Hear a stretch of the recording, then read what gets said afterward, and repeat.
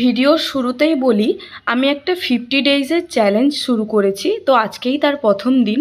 প্রথমে ফ্রিজ খুলে দেখি কিছুটা চিকেন আছে। যেহেতু আমরা বাড়িতে থাকবো না, তাই চিকেনটা দিয়ে এতটা অল্প চিকেনে এদিক ওদিক হবে না। তাই ভাবলাম কি ডিম আলু আর চিকেন দিয়েই একটা কারি করে আনি। তাই ডিম আলু সেদ্ধ বসিয়ে দিয়ে আমি স্নানে গেলাম, আর স্নান করে এসেই প্রথমে আমি পুজোটা দিয়ে দিই।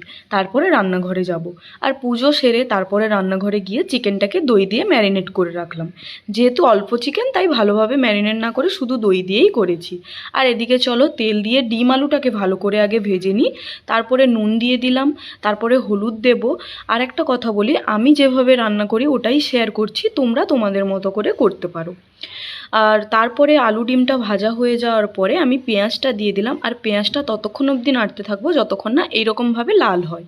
আর তারপরে দিয়ে দিলাম টমেটোটা যতক্ষণ না নরম হচ্ছে নাড়তে নাড়তে।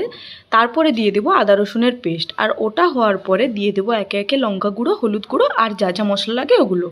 আর তারপরে ম্যারিনেট করা চিকেনটা দিয়ে দেবো। এটা এখন নাড়তে থাকবো। আর এই রকম পর্যায়ে আসার পর আমি ধোয়া জলটাও ছাড়বো না, কিন্তু ঢেলে দেবো। আর তারপরে দিয়ে দেবো আলু আর ডিমটা ভেজে রাখা, ওটা দিয়ে দেবো। আর তারপরে এটা নাড়তে নাড়তে জল দিয়ে চলো আমি বাসনগুলো আগে মেজে নিই। আর একটা কথা বলি, এই চ্যালেঞ্জটা আমি শুরু করেছি, তোমরা অনেকেই জানো না, তাই ভিডিওর প্রথমে বলে দিয়েছি।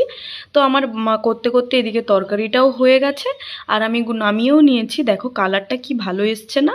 আর এদিকে আমি লাঞ্চের থালি সাজিয়ে বসে গেছি। লেবু, শসা আর এই তরকারিটা আগে থেকে বানানো ছিল, ওটা তোমাদের সাথে শেয়ার করিনি। আর এদিকে এই যে দেখতে পাচ্ছ আমার ডিম চিকেন আলুর কারি।